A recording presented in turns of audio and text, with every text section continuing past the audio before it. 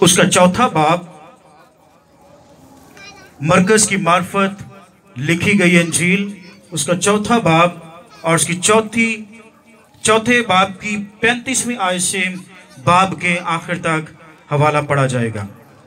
मरकज की अंजील उसका चौथा बाब और उसकी 35वीं आयत से बाब के आखिर तक।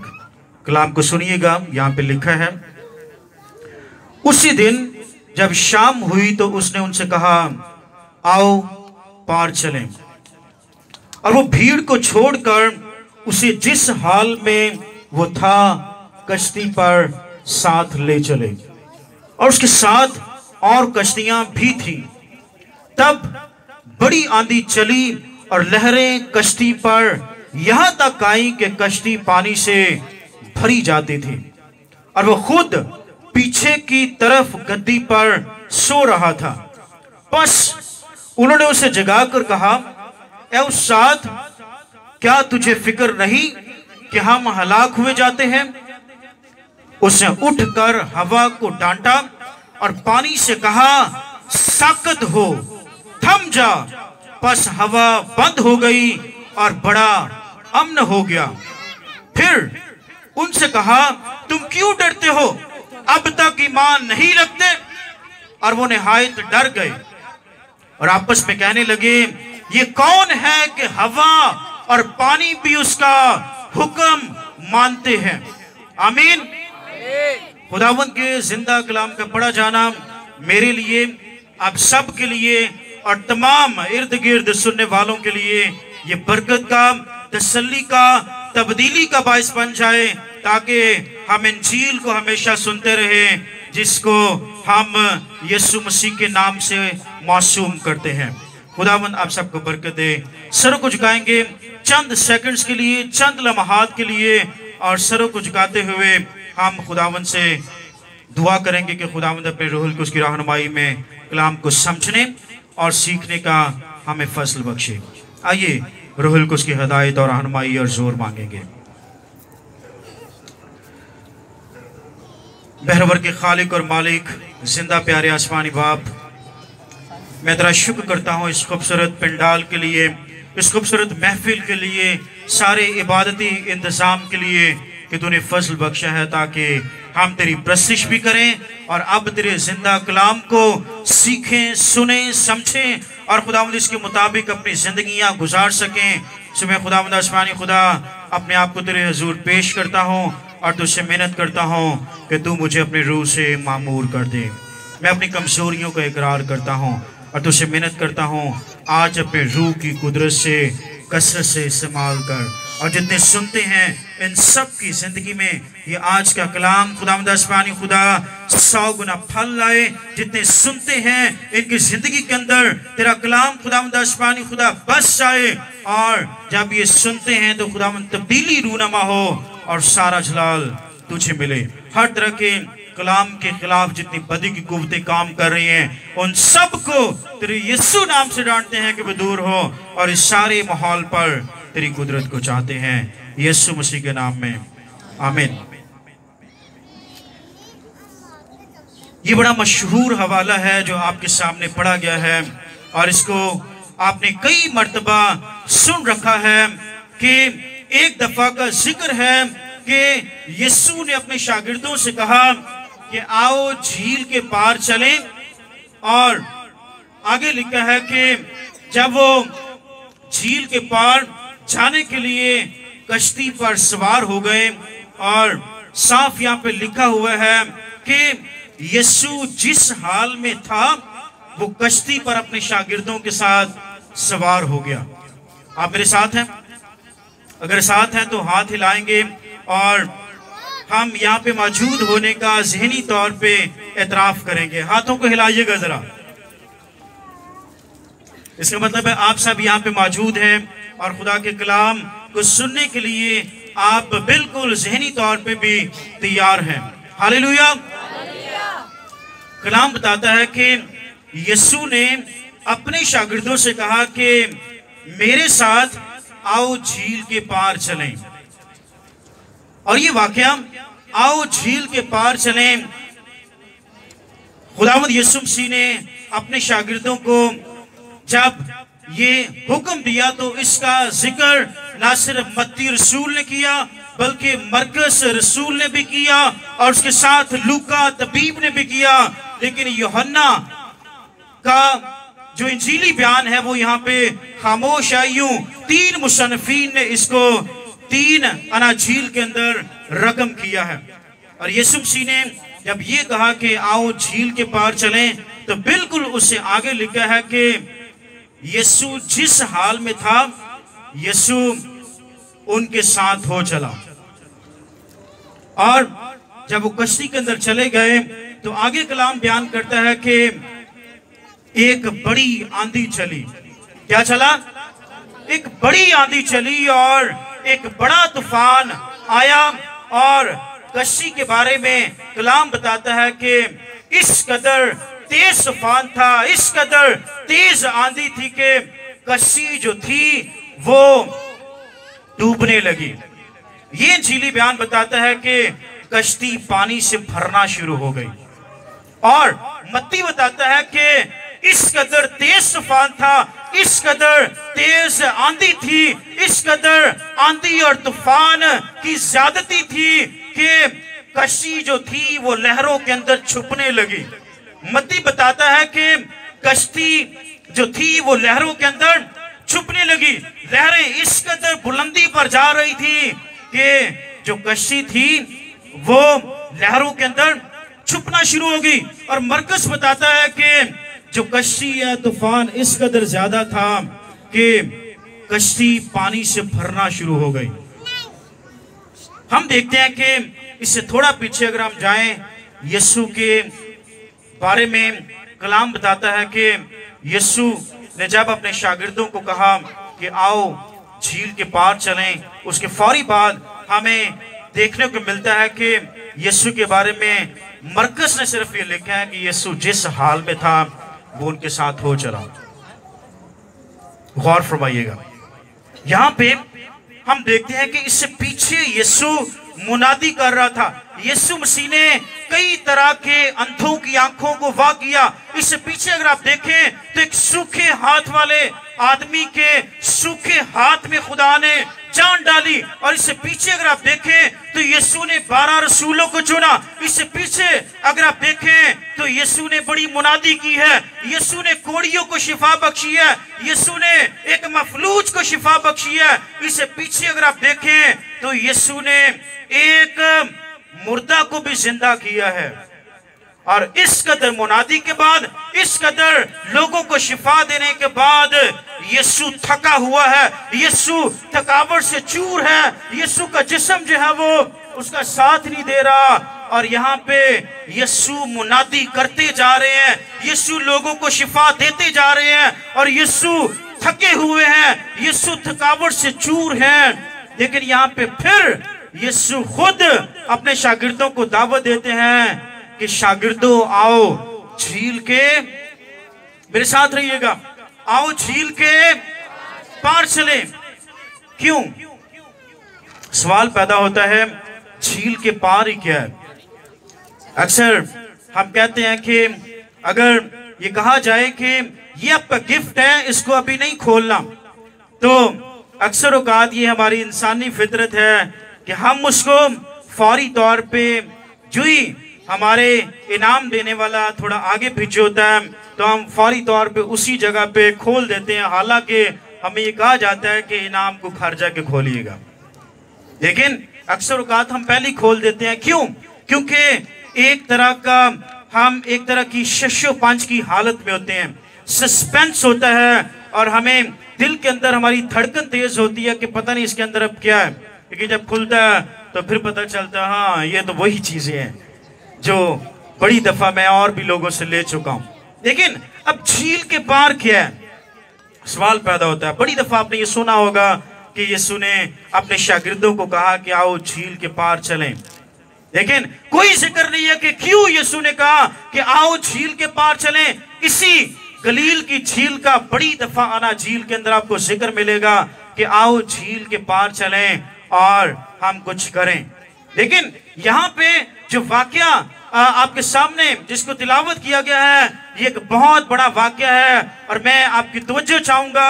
ये खूबसूरत हवाला, ये खूबसूरत कलाम का हिस्सा जिसके बारे में कलाम इलाही फरमाता है, यीशु ने जब अपने शागिर्दों को कहा कि आओ झील के पार चलें, तो उसका सादा मतलब ये है कि यीशु झील के पार भी कुछ करना चाहता है। झील के इस साइड पे यीशु ने क्या किया? यीशु ने मुनादी की, यीशु ने अंधों को ठीक किया, यीशु ने बहुत सारे लोगों को फालिज से शिफा बख्शी और यीशु ने बहुत सारी बीमारियों को छिड़का और वो उनके बदनों से जाती रही। यीशु ने बहुत सारे लोगों को रूहानी शिफा दी, यीशु ने बहुत सारे लोगों को जिस्मानी शिफा दी और यीशु ने यहाँ तक ही नहीं बल्कि इससे थोड़ा आप पीछे देखें तो एक मुर्दा भी जिंदा हुआ है। हालेलुया। सो याद रखिएगा कि यीशु ने इससे पहले बड़े काम किए हैं। कौन कौन से काम किए हैं? गिनवाइएगा जरा, कौन कौन से काम किए हैं? यीशु ने लोगों को फालिज से शिफा दी। किससे शिफा दी? फिर यीशु ने लोगों की आंखों को भी वाह किया। फिर इसके अलावा क्या किया यीशु ने? यीशु ने बड़ी भीड़ को इंजील सुनाई, खुशखबरी सुनाई। मिला जुला सा हम देखते हैं कि यीशु की जाती अक़दस के अंदर सिर्फ वो शिफाई नहीं देते फिरे, जैसा कि आजकल चर्च के अंदर चर्चा ही एक बात है, शिफाएं ले लो, शिफाएं ले लो। सिर्फ जिस्म की तो परवाह है लेकिन रूह की शायद आज के जमाने में कोई परवाह नजर नहीं आती। हम चर्चा सुनते हैं शिफाओं का, शिफाएं ले लो, लेकिन वो गीत गाया जाता है जो यीशु नाम से है कि मुझे यीशु चाहिए, यीशु चाहिए। और उसका एक ही मैं समझता हूं कि मुद्दा है कि हमें शिफा नहीं चाहिए, हमें शिफा देने वाला शाफी चाहिए।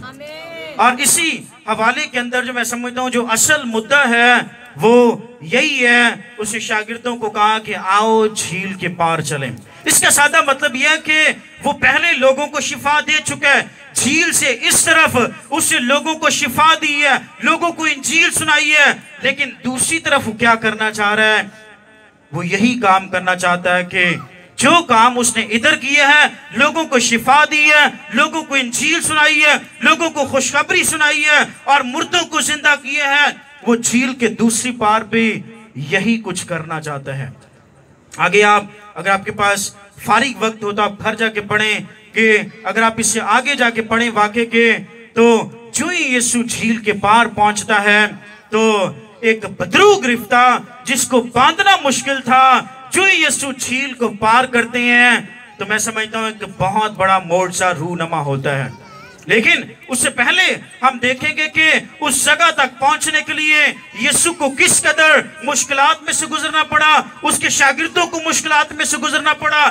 झील के पार, झील के आगे जाके एक रास्ता लेक यानी झील के पार जाके उसको जो कुछ करना था उसके लिए शागिर्दों को क्या कीमत चुकानी पड़ी, शागिर्दों को कौन सी कॉस्ट चुकानी पड़ी, उसके बारे में ये हवाला हमें बताता है कि जब वो झील पार जाने के लिए कश्ती में सवार हो गए और यीशु के बारे में कलामे खुदा बताता है कि यीशु पीछे जाके कश्ती के बिल्कुल पीछे जाके जहां पे गद्दी लगी हुई थी वहां पे पुरस कौन गद्दी के ऊपर कुशन के ऊपर जो एक जगह एक तरह से सोने वाली जगह है वहां पे जाके क्या होता है?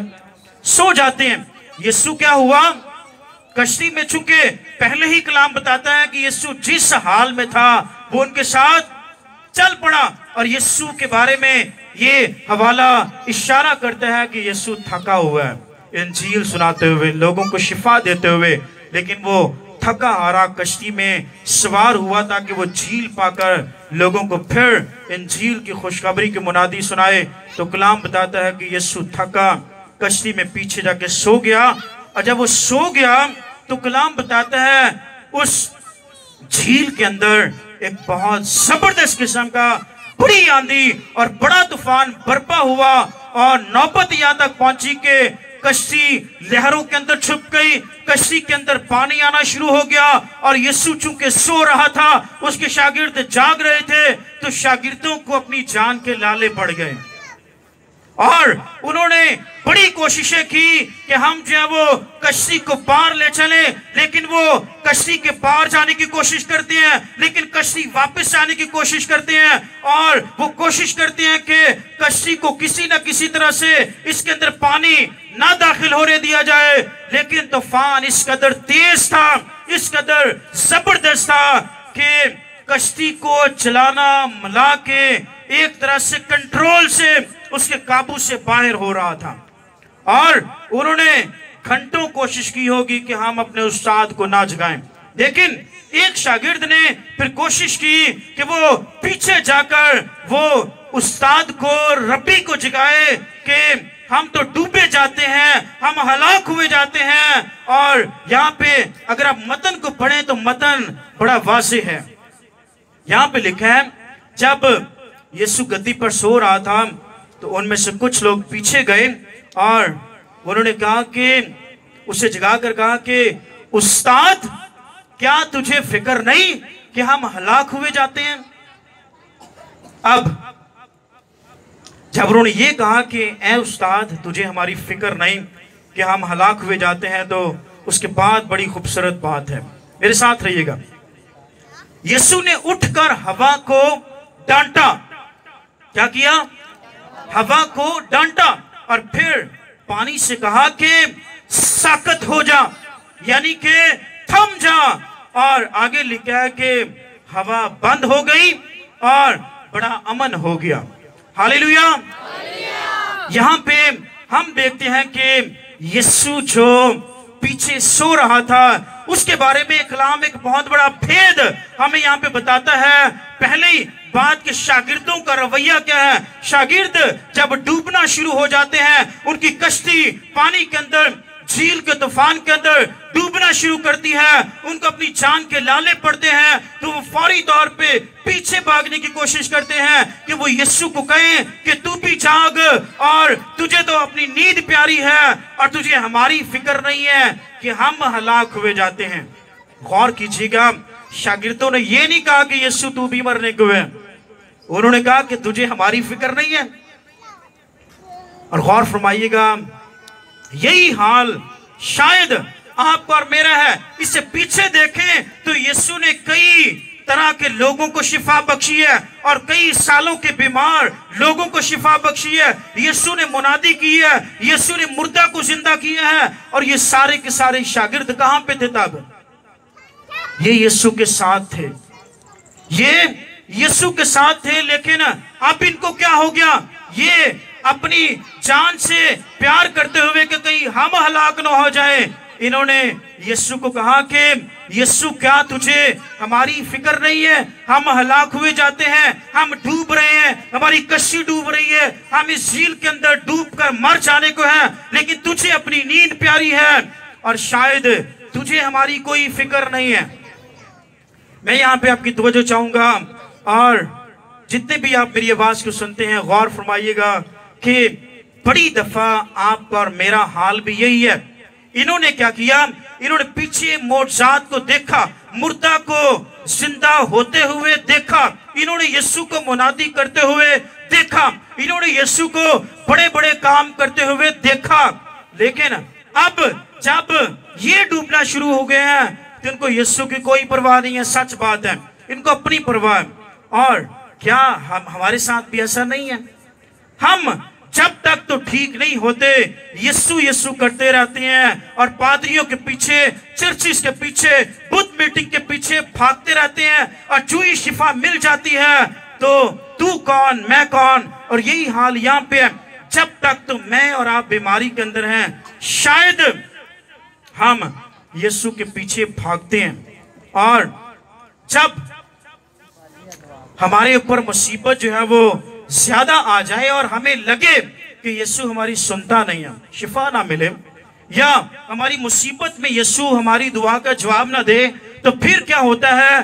आप और मैं क्या समझते हैं कि यीशु हमारी दुआ को सुन नहीं रहा, यीशु हमारी फिक्र नहीं करता, और यीशु शायद जो मेरी कश्ती तबाह हो रही है और मेरा जो एक तरह से बेड़ा तबाह हो रहा है, मैं परेशानियों के अंदर धंसा जा रहा हूं, धंसी जा रही हूं, मेरा खानदान डूबता जा रहा है, हम मुख्तलिफ तरह की मुसीबतों के अंदर हैं, हम गुर्बत का शिकार हैं और हमारे ऊपर एक तरह से मुसीबतों के पहाड़ टूट पड़े हैं, लेकिन खुदा शायद सो रहा है। खुदा शायद मेरी और मेरे खानदान की दुआ को, आवाज को सुन नहीं रहा। और यहाँ पे शागिर्दों का रवैया साफ बताता है, पहले मौजज़ात देखे हैं तो वाह वाह, तालियां, हालेलुया, लेकिन जब खुद डूबना शुरू हुए तो जान के लाले पड़ गए। इसी तरह से जब मेरी और आपकी जिंदगी पर मुसीबत आती है तो हमारी कश्ती इसी तूफान की तरह डगमगाना शुरू हो जाती है, हमारा ईमान मुतसलसल और एक तरह से लड़खड़ाना शुरू हो जाता है, हम डामाडोल होना शुरू हो जाते हैं और चीख उठते हैं कि यीशु क्या तुझे हमारी परवाह नहीं है, यीशु क्या तू हमसे प्यार नहीं करता, और यीशु शायद तू हमें भूल चुका है। फिर यीशु जब नींद से उठता है तो क्या होता है? यीशु, पहली बात कि यीशु, वैसे मत्ती जो है वो पहले बताता है कि यीशु ने शागिर्दों को डांटा। किनको डांटा? पहले शागिर्दों को डांटा। लेकिन मरकस बयान करता है कि यीशु ने पहले किसको डांटा? हवा को डांटा। लेकिन यीशु ने दोनों को डांटा है। क्यों डांटा है? अब आइए देखिएगा। शागिर्दों को डांटने की वजह यह है, यहां पे थोड़ा बाद में है, कि क्या तुम ईमान नहीं रखते? और इससे पहले हम देखते हैं कि यीशु ने हवा को डांटा, पानी को साकत होने का हुक्म दिया, और कलाम बताता है कि यीशु ने हवाओं को डांटा तो हवा एकदम से रुक गई, थम गई। और फिर यीशु ने जो है वो हम देखते हैं कि उसने पानी को हुक्म दिया कि थम जा, तो उसकी जो लहरों के अंदर शोर था, लूका इस बात को बयान करता है कि उस झील के पानी का जो जोर और जो शोर था वो थम गया। और यहाँ पे हम देखते हैं कि यीशु मसीह के अल्फाज के अंदर कुदरत है, और यीशु मसीह के अल्फाज के अंदर ताकत है, जोर है। पहले तो हम देखते हैं कि ये शख्स कश्ती के अंदर पीछे करके थकावट महसूस करते हुए पता नहीं कितने दिन यीशु सो पाया या नहीं सो पाया, पीछे जाके वो सो गया। कमजोर शख्स, कमजोर बदन और एक तरह से कमजोर टांगे, कमजोर हाथ। और दूसरा लम्हा हम देखते हैं कि ये थका हुआ शख्स जब उठता है और जब ये देखता है कि झील के अंदर तूफान है, उसके अपने शागिर्द डूब रहे हैं, वो खुद डूब रहे हैं। लेकिन आगे कलाम खूबसूरती से बताता है कि यीशु ने किसको डांटा? पहले हवा को डांटा, क्योंकि हवाएं झील, समुद्रों और पानियों के रुखों को तब्दील करती हैं। और यहाँ पे हम देखते हैं कि यीशु ने पहले हवा को डांटा और हवा थम गई। फिर यीशु ने पानी को डांटा तो पानी का जो जोरो शोर था वो बिल्कुल थम गया और साकत हो गया, खामोश हो गया, और उसकी सारी आवाजें और सारा शोर बंद हो गया, और झील बिल्कुल एक तरह से नॉर्मल हालत में आ गई। गौर फरमाइएगा, ये पहले शख्स सोया हुआ है, थका हुआ है और कमजोर है, लेकिन दूसरे लम्हे इस शख्स ने अपनी कमजोरी के बावजूद इसने हाथ बढ़ाया और पानी और हवा थम गई। और यहाँ पे हम देखते हैं कि ये पानी और हवा यीशु का हुक्म मानते हैं। यहाँ पे हम यीशु की दोहरी शख्सियत को देखते हैं। बड़ी दफा बहुत सारी बिदतें हमारे मुआशरे के अंदर काम करती हैं। बड़ी दफा लोग हम में से समझते हैं कि यीशु सिर्फ और सिर्फ कामिल इंसान है, लेकिन वो खुदा नहीं है। लेकिन याद रखिएगा, ये हवाला हमारी इस बात को सीखने में मदद करता है कि यीशु कामिल इंसान भी है और कामिल खुदा भी है। वो जिस्म के अंदर आया ताकि वो आपकी खातर, मेरी खातर जिस्म के अंदर होकर अपनी जान का फिदिया दे, ताकि आप और मैं और सारी दुनिया उसके खून बहाए जाने के वसीले से निजात पाए। इसीलिए यूहन्ना 3 बाब की 16वीं आयत के अंदर ये आया है, क्योंकि खुदा ने दुनिया से ऐसी मोहब्बत रखी कि उसने अपना इकलौता बेटा बख्श दिया, ताकि जो कोई उस पर ईमान लाए हलाक ना हो बल्कि हमेशा की जिंदगी पाए। और ये हवाला हमारी समझने में मदद करता है कि यीशु जिस्म के अंदर इसलिए आया, कमजोर बदन के अंदर इसलिए आया, ताकि वो आपकी और मेरी कुर्बानी हो जाए, ताकि वो आपका और मेरा फिदिया हो जाए, ताकि वो आपका और मेरा इफ्साना हो जाए, ताकि आपकी और मेरी और पूरी दुनिया की वो निजात का इंतजाम करे। और इसीलिए हम देखते हैं कि वो कमजोरी की हालत में थका हुआ पीछे सोया हुआ है, और शागिर्द उसको एक तरह से डांटते ही हैं कि तुझे हमारी कोई परवाह नहीं है। और जब यीशु उठता है तो वो तूफान और आंधी का मुंह बंद करता है। और यहाँ पे हम देखते हैं कि यीशु कादरे मुतलक ना सिर्फ वो कामिल इंसान है बल्कि वो कामिल खुदा भी है। और याद रखिएगा, यही गलत फहमी गैर कौमों का है कि यीशु अच्छा इंसान है लेकिन वो खुदा नहीं है। मसीहियों को कोई गलत फहमी हुई है, और मसीही जो है वो दरअसल गलत बाइबल को प्रीच और मुनादी करते हैं। लेकिन याद रखिएगा, यहाँ पे यीशु के बारे में इंजील बताती है कि यीशु बदन के अंदर इसलिए उतरा ताकि वो कुर्बानी हो जाए, वो फिदिया हो जाए, और वो दुनिया के सारे गुनाहों की खातिर वो अपनी जान को कुर्बान करे। और दूसरी बात कि यीशु कामिल खुदा है, ये उसके एक तरह से पूरे तौर पे बाइख्तियार होने को जाहिर करता है। याद रखिएगा कि इंसान होने के नाते वो महदूद हैं, लेकिन जब झील ने, पानी ने उनको डुबोने की कोशिश की तो फिर यीशु ने यहाँ पे अपने इंसान होने का नहीं बल्कि उसने अपने खुदा होने का, अपने इलाह होने का, अपने यहोवा होने का और अपने खुदावंद होने का, अपने निजात दहिंदा होने का उसने यहाँ पे इस्तेमाल किया, अपने इख्तियार का, अपने अथॉरिटी का। और यहाँ पे हम देखते हैं कि यीशु इंसान होने के नाते सो रहा है, लेकिन खुदा होने के नाते तूफान को वो डांटता है और तूफान थम जाता है। और यीशु आगे जाके उनकी एक तरह से कम एतकादी का इजहार भी करता है। और यीशु ने कहा कि क्या तुम ईमान नहीं रखते? कम एतकादो, मैं कब तक तुम्हारे साथ रहूंगा।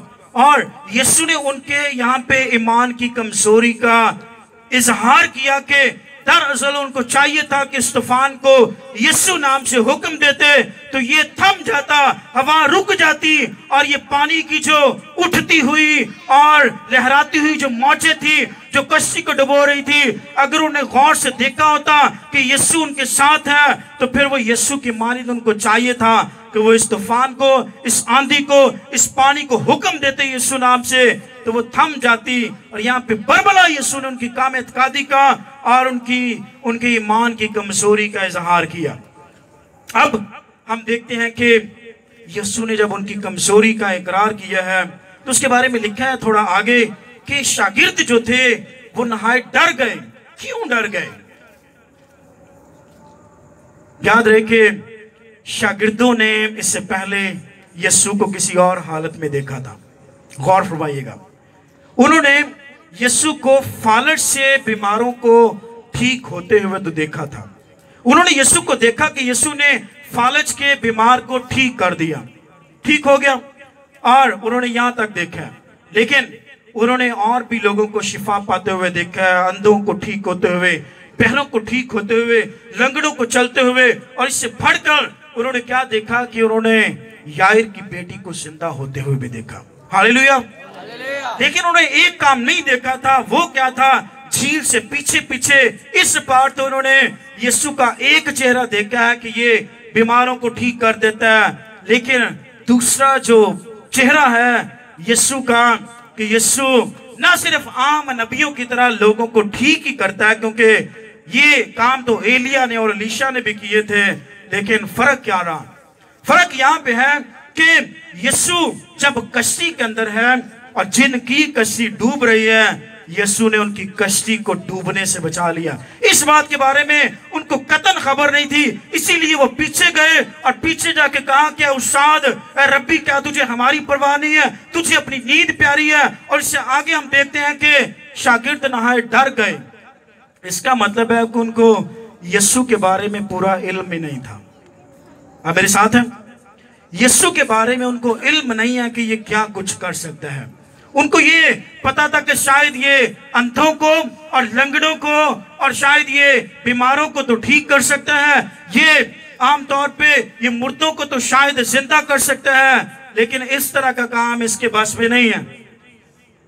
सो हम देखते हैं कि वो डर गए। क्यों डर गए? उन्होंने देखा था लहरें इधर से आती हैं, ऊपर को जाती हैं और कश्ती कभी इधर कभी उधर और पानी भरा जाता है। उन्होंने जब देखा कि यीशु ने हाथ बुलंद किए, उसको हुक्म दिया, वो थम गई, तो उसके बाद ये डर गए हैं। क्यों डर गए हैं? क्योंकि उन्होंने यीशु के बाकी कामों को देखा, लेकिन ये नहीं देखा कि यीशु कश्ती के अंदर मौजूद है, तो ये तूफानों को थमाने की, पानियों को हुक्म देने की ये जुर्रत और ताकत रखता है। और यहाँ पे उन्होंने यीशु की शख्सियत का एक और पहलू देखा कि ये तूफानों को थमा देने की कुदरत रखता है, ये तूफानों को थमा देने की कुदरत रखता है। और उन्होंने यीशु की ज़ाते अक़दस का एक और पहलू देखा, जो एक इंसान की ताकत से, उसकी बिसात से और उसकी अपनी एनर्जी से बिल्कुल बालाताक और बालातर बात है कि कोई इंसान हुक्म दे पानी को, तूफान को, आंधी को और वो थम जाए, ये इंसान की कुव्वत से बालातर बात है। और हम देखते हैं कि जब शागिर्दों ने देखा कि यीशु पानी को थमा देता है, यीशु ने तूफान को एकदम से, एक सेकंड से भी पहले थमा दिया, तो उन्होंने यीशु का एक और चेहरा देखा कि यीशु तो इंसान है ही नहीं, यीशु तो इंसान है ही नहीं, हमारे साथ जो है ये खुदा है, ये इलाह है और ये कामिल इंसान भी है, ये कामिल खुदा भी है। और यहाँ पे हम देखते हैं कि ये वो शख्स है जिसके बारे में उन्होंने तजर्बे से मालूम किया कि कश्ती के अंदर वो है जिसने पानियों को तख्लीक किया, कश्ती के अंदर वो है जिसने एक तरह से हवाओं को पैदा किया, और जिसके बारे में बाइबल पैदाइश की किताब के अंदर बताती है कि खुदा ने कहा कि हो जा और पानी वजूद में आ गए। खुदा ने कहा कि हो जा, और हम देखते हैं कि फिजा और हवा तख्लीक हुई। और कलाम बताता है कि सब कुछ यीशु मसीह के वसीले से तख्लीक हुआ, और कोई भी ऐसी चीज नहीं है जो यीशु मसीह के बगैर पैदा हुई हो। और यहाँ पे जब उन्होंने देखा कि कश्ती के अंदर वो है जिसने हवाओं को तख्लीक किया है, कश्ती के अंदर वो है जो पानियों का खालिक है, समुद्रों का खालिक है, दरियाओं का खालिक है, और कश्ती के अंदर वो है जिसको कुदरत के अनासर पर, अनासर कुदरत पर और कुदरत और फितरत पर, नेचर पर पूरा इख्तियार है। और क्यों इख्तियार है? क्योंकि यही शख्स इन सब चीजों का खालिक और मालिक है। इसी शख्स ने आसमानों जमीन को पैदा किया, समंदरों, झीलों, दरियाओं को पैदा किया, हवाओं, फिजाओं को पैदा किया। और कलाम बताता है कि जब वही शख्स, वही जिसने